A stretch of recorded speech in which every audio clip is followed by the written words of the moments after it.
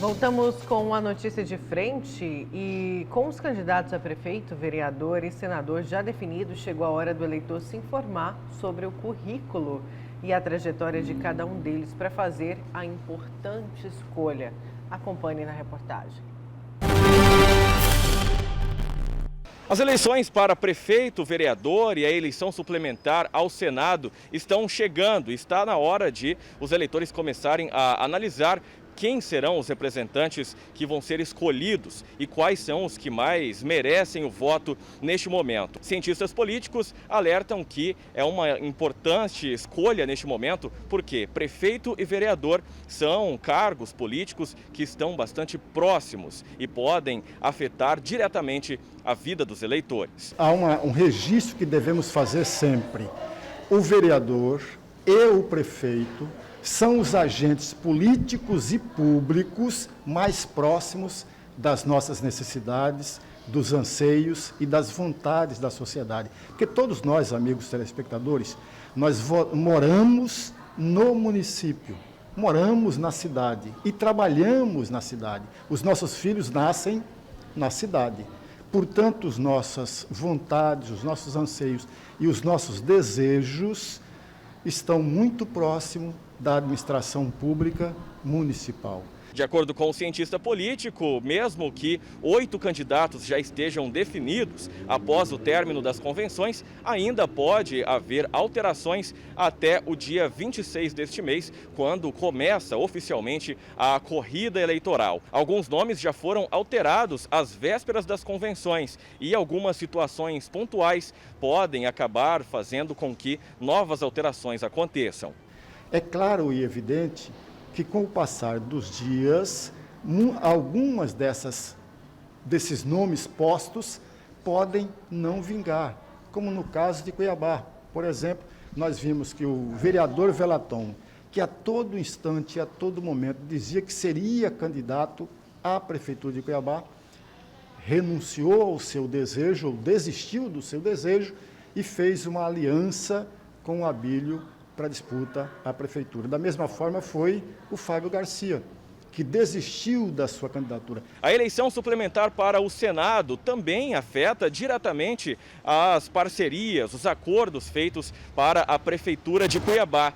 Segundo ainda o cientista político, a falta de parcerias por parte de candidatos à prefeitura pode acabar enfraquecendo as candidaturas e, com isso, a preferência pelos partidos é por escolher representantes que tenham algum alinhamento com candidatos ao Senado. Cuiabá, ou em Mato Grosso, é um pouco diferente de outros estados. Nós temos, ao mesmo tempo, a disputa à prefeitura e à Câmara municipal, a disputa à vaga, a cadeira deixada pela ex-senadora Selma. Essa disputa pode sim ajudar, contribuir com o candidato à prefeitura.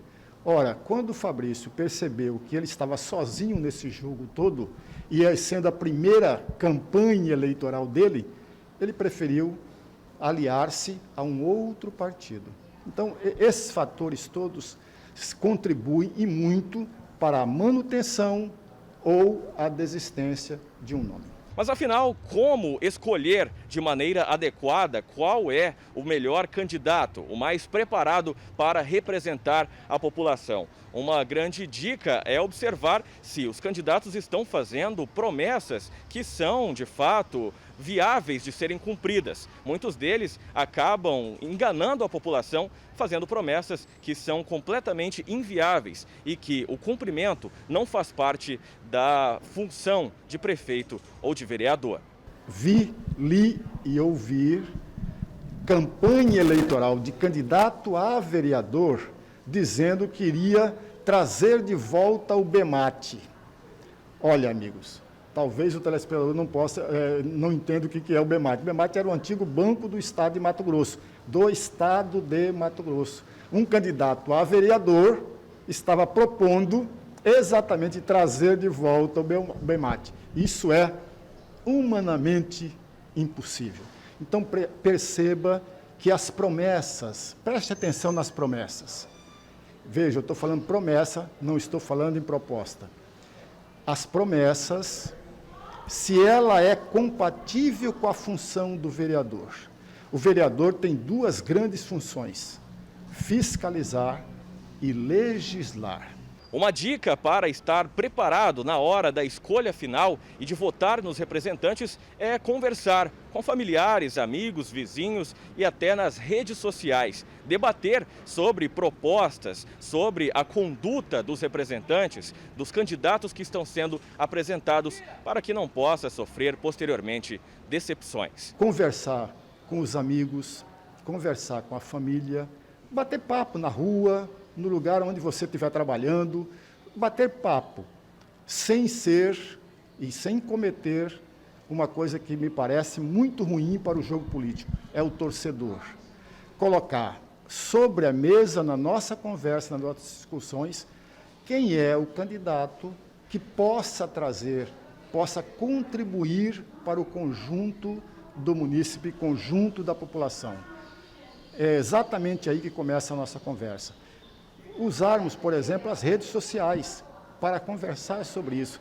Qual é dos nomes que estão sendo colocados à disposição do eleitor para administrar a sua cidade?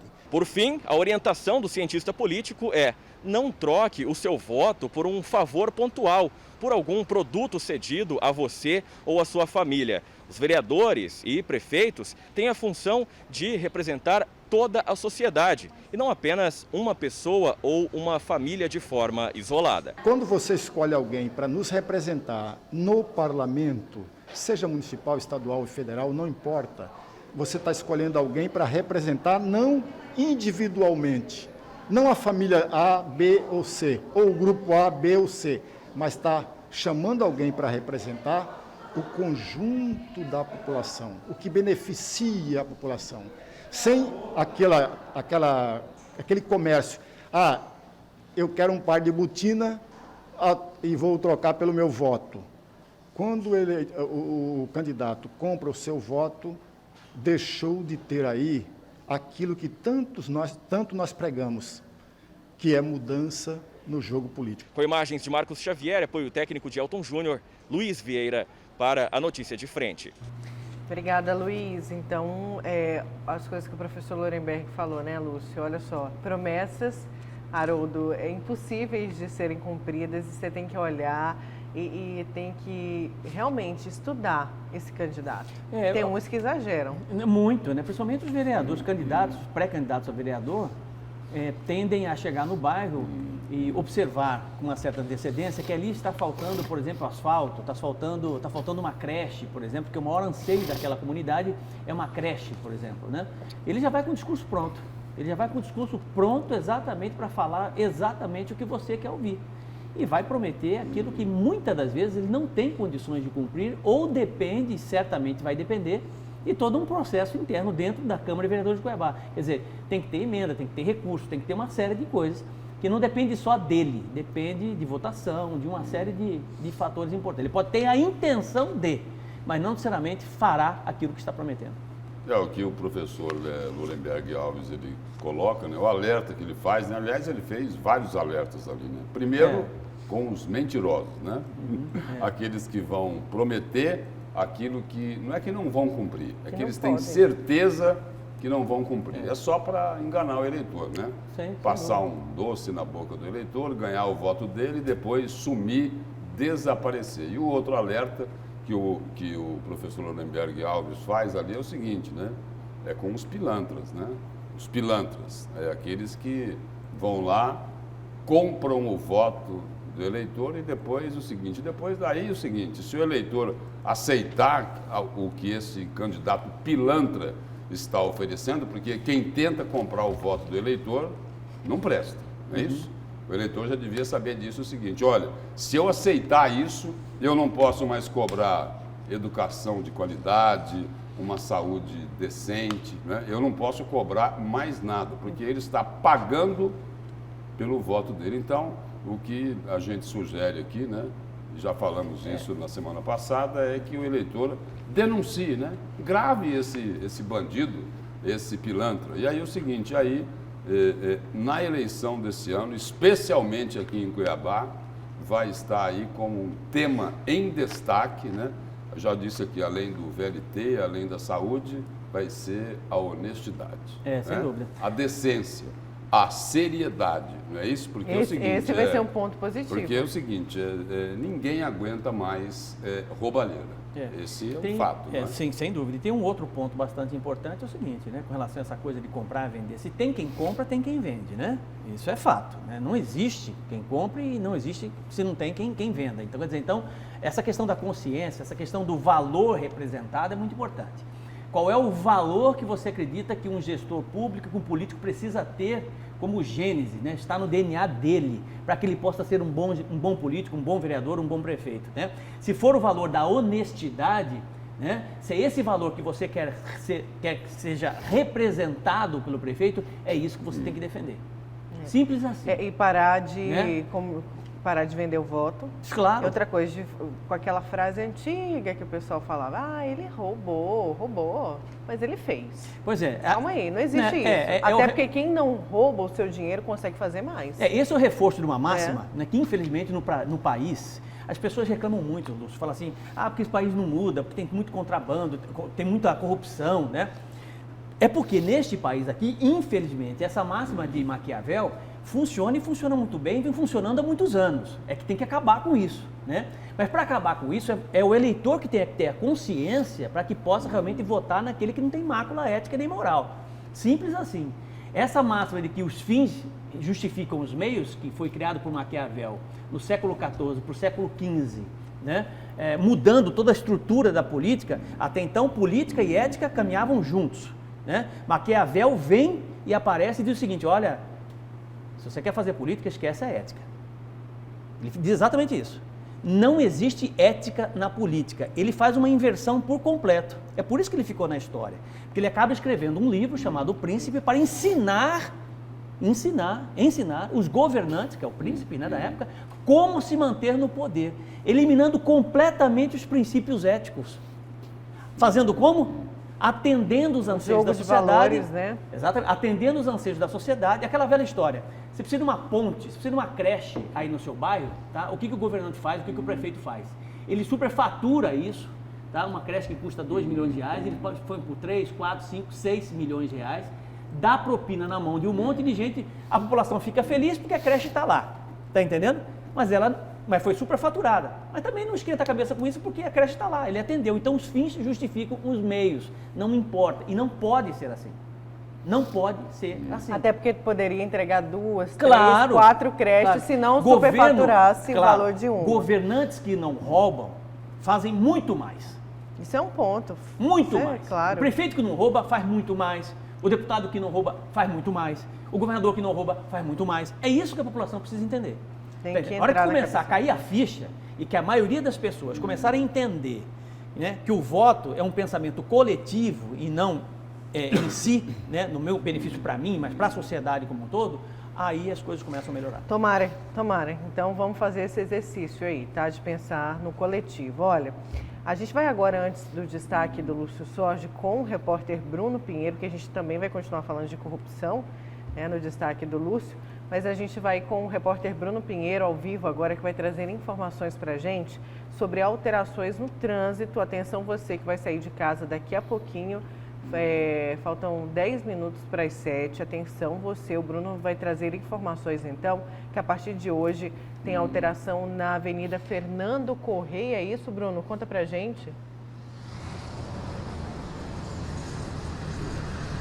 Nayara, é isso mesmo. Na verdade já está valendo. Iniciou às 6 da manhã essa alteração aqui na Fernando Correia da Costa. Qual é a alteração, Bruno? É uma nova faixa exclusiva de ônibus. Nas imagens ao vivo que a gente observa neste momento, essa faixa da direita, que seria essa faixa aqui, né? Ela então será exclusiva em atendimento de ônibus, ambulâncias e vans que são autorizadas, e toda essa documentação, o registro, né, na CEMOB, Secretaria de Mobilidade Urbana. Atenção, ali já tem esse informativo que de segunda a sexta-feira é exclusiva entre 6 da manhã até 8h30 da manhã. À tarde, segundo horário, das 4h30 até as 7 da noite. E aos finais de semana, ali só está informando que aos sábados, né?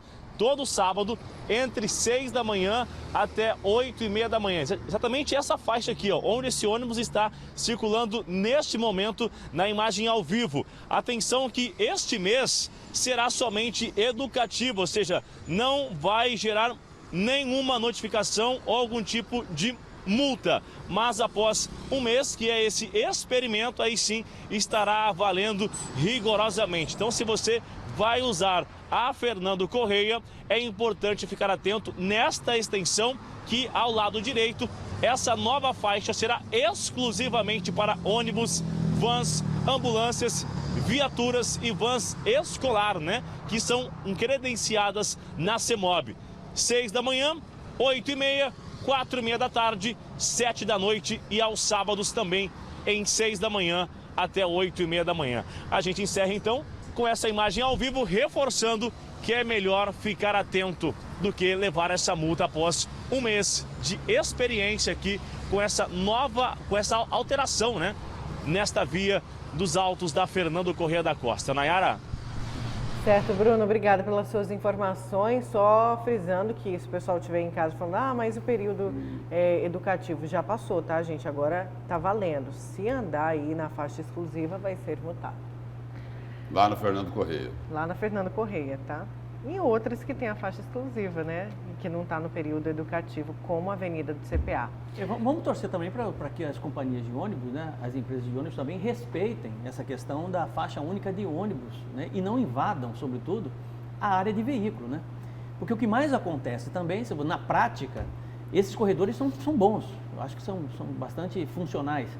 É que o ônibus, muitas das vezes, porque ele está atrasado, Lúcio, ou não, ele acaba invadindo, ele ultrapassa o outro ônibus, invadindo justamente as faixas dos veículos. Existem reclamações nesse sentido, e não são poucas, né? E não sei se são punidas nesse sentido ou não. E por falar em ônibus, fazer uma pergunta aqui, pedir ajuda aqui para o pessoal aqui que utiliza o transporte coletivo. Os ônibus novos, eles já chegaram? Não. Eles já estão circulando? Não. Não? Não. Não. A explicação da CEMOB foi a pandemia, que deram um prazo maior para a empresa vencedora. A culpa é da pandemia, é isso? A culpa é da pandemia. Por isso que não tem os ônibus novos. Não tem. Diz que deram um prazo maior para a empresa colocar em circulação. Aliás, o seguinte, Não, mas, o Poder Lúcio, Público, a Secretaria de Mobilidade Urbana, na realidade é o seguinte, tem uma preocupação assim mas muito grande com os empresários do transporte coletivo. Uma preocupação que a gente não costuma ver com o usuário do transporte coletivo, aquele que sofre com os ônibus superlotados, né? Inclusive na pandemia, que eles usam como desculpa para não colocar os ônibus novos em circulação, o usuário que sofre com os ônibus caindo aos pedaços, porque tem muita lata velha rodando por aí, e aí é o seguinte, aí chega, naquilo que o professor Lorenberg Alves falava agora há pouco, chega na campanha eleitoral, os pilantras, né? Os mentirosos, né? Eles vêm lá e falam assim, olha, vai ser um transporte coletivo de qualidade, você vai ser transportado como um príncipe, né? É isso, né? É isso aí, porque o transporte coletivo já prometeram muito, né?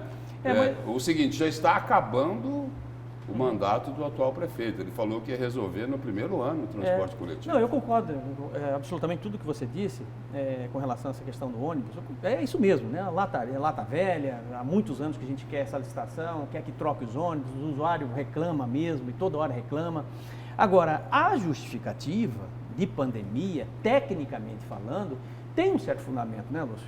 Né? Por conta da pandemia. Porque muitas indústrias no país acabaram fechando, né, por conta da pandemia. Então você tem numa linha de montagem, por exemplo, que você tem as células de produção, que você tem as pessoas que trabalham nessas células de produção, eu não sei se esses ônibus estavam exatamente nesse processo. Se eles estiverem nesse processo, não tem como cumprir prazo. Isso é fato. Eu estou tentando só posicionar para que não seja injusto também, né? Tá? Não é porque é questão de prefeitura, não estou aqui puxando sardinha para ninguém, eu acho que, né? Mas tentando ser o mais equilibrado possível e ponderado para tentar entender o problema. É um problema grave que, infelizmente, promessa de campanha não foi cumprida até agora, isso é fato, tá?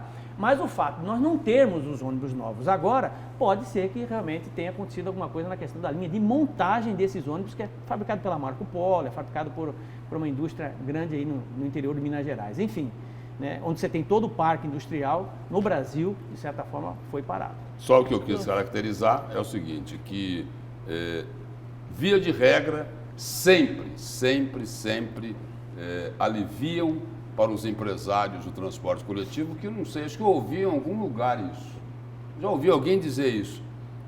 Empresas do transporte coletivo bancam campanhas políticas? É verdade isso? É verdade. Ou é mentira? Não, alguém está aí espalhando fake news? Não sei, mas eu acho que eu já ouvi isso em algum lugar, não é isso? Então é o seguinte, o que eu quis dizer é o seguinte, que desprezam o sofrimento e a humilhação do usuário para beneficiar, para aliviar para os empresários do transporte coletivo. E o pior de tudo é que isso. você não tem, Lúcio, que deveria ter, infelizmente você não tem e deveria ter, você tem 2, 3 empresas fechadas em 1 ou 2 proprietários no máximo dessas empresas, e sempre foi assim. Você não tem algo que é fundamental para a sociedade, que é a abertura de mercado. Se nós tivéssemos uma variedade de modais para que realmente o usuário pudesse escolher, automaticamente nós teríamos competitividade. E qualquer mercado sabe disso. Quanto maior a competitividade, quem ganha é o usuário final. Simples assim. Ele tem a opção, por exemplo, de um ônibus com um pouquinho mais de qualidade, um pouquinho mais com ar-condicionado, assim, né? Um outro tipo de atendimento, tipo o Frescão que tinha muito tempo atrás, né? Aqueles, né? As vans, por exemplo. Você tem o ônibus público mesmo, o transporte público normal, você tem o táxi, você tem o Uber, quer dizer, você tem o VLT, né, poderia ter o VLT também, enfim, essa variedade de modais é que faz com que aumente a competitividade e naturalmente nós tenhamos aí o usuário tendo benefício. E é o seguinte, essas empresas, elas não são renovadas periodicamente por uma razão muito simples, né? Tem reserva de mercado. Como assim? Desse jeito. O empresário lá de Goiânia avisa para o empresário aqui de Cuiabá o seguinte, olha, não mexe com a minha vida aqui que eu não te atrapalho aí. Ou seja, é o seguinte, eles demarcaram o terreno, então as empresas de Goiânia vão continuar ganhando Goiânia, as de São Paulo, e as de Cuiabá vão continuar ganhando aqui em Cuiabá. Quantas empresas foram renovadas nessa última licitação?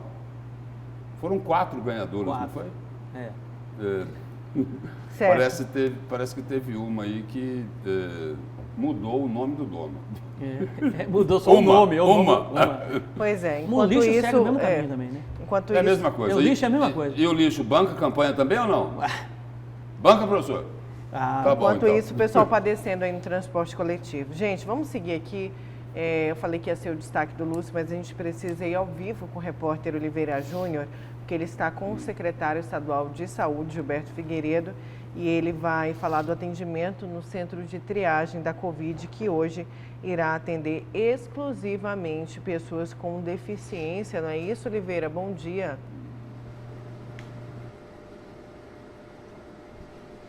Exatamente, Nara. Bom dia para você, Lúcio, professor Haroldo, todos que acompanham Notícia de Frente. Estamos aqui na Arena Pantanal, onde foi montado o centro de triagem. E o atendimento hoje exclusivo para os deficientes começa só às 9 da manhã. Mas nós chegamos a 10 minutos aqui e já tinha gente na fila, né? O pessoal já está entrando para receber esse atendimento. O secretário Gilberto Figueiredo está ao meu lado, tem informações mais detalhadas sobre esta prioridade. E assim como foi com os jornalistas, com os profissionais da saúde, agora os deficientes terão esse dia exclusivo para eles, não, secretário? Bom dia.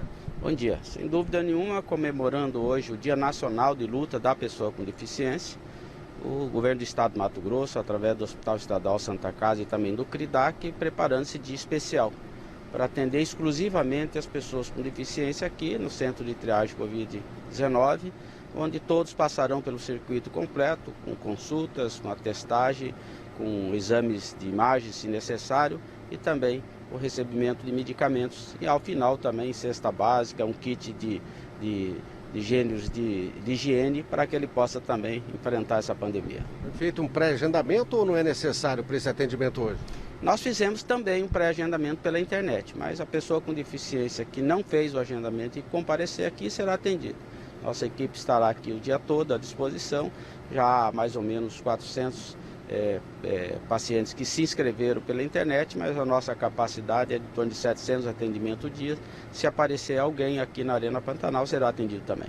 A meta hoje, então, é em torno de 400 atendimentos? É o que foi previsto no agendamento prévio, né, junto às associações, às federações que representam as diversas pessoas com deficiência. Mas, além do agendamento, né, sempre tem aquela pessoa que não conseguiu fazer o agendamento, pode comparecer, a nossa equipe vai recepcioná-los e vamos atender com muita satisfação hoje nesse dia especial. Sexta-feira, o Ministério da Saúde incluiu Mato Grosso entre os estados em que está em queda o número de mortes por conta da Covid. Como é que o senhor recebeu esses dados? Olha, nós estamos, lógico, recebendo com otimismo, né? É muito importante que a gente tenha uma queda sustentável para que a gente possa efetivamente fazer um novo planejamento estratégico de enfrentamento à Covid, em que pese ainda temos um número alto de casos no estado, em média quase 1.000 casos na última semana, mas a queda do número de óbitos e também a queda nas hospitalizações é um indicador importante para nós. Hoje já com 58% de taxa de ocupação dos leitos de UTI, com mais de 140 leitos disponíveis à população, isso nos dá uma certa tranquilidade para continuar enfrentando os desafios que temos ainda pela frente. Obrigado pelas informações, secretário Gilberto Figueiredo. Portanto, você que acompanha a Notícia de Frente, você que é deficiente, a entrada, muita atenção, o acesso dos deficientes está ocorrendo aqui na ala norte, setor C.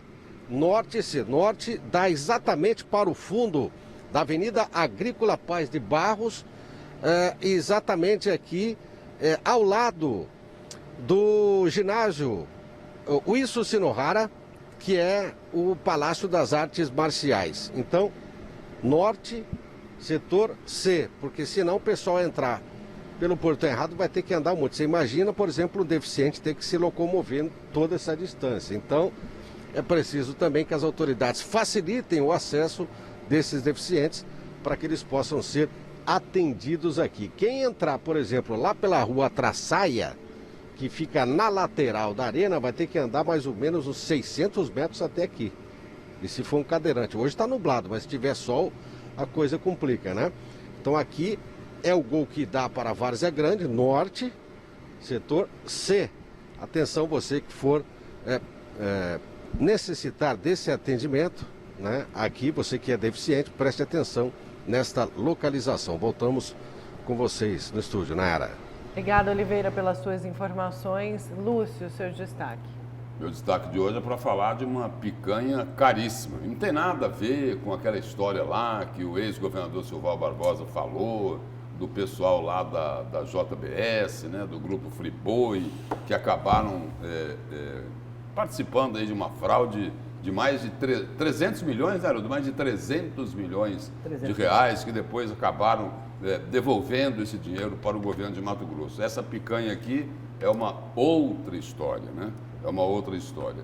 O destaque aqui é para dizer o seguinte, que de acordo aqui com uma reportagem do Folha Max, o encontro numa churrascaria selou uma propina de 23 milhões de reais. E aí a reportagem aqui fala que esse encontro teria ocorrido no ano de 2010 e que selou esse acordo aí dessa propina a um grupo político ligado ao ex-governador Blairo Maggi, que depois entrou na história também Silval Barbosa. E aí os valores teriam sido pagos por um grupo de empresários do setor do transporte logístico de Rondonópolis.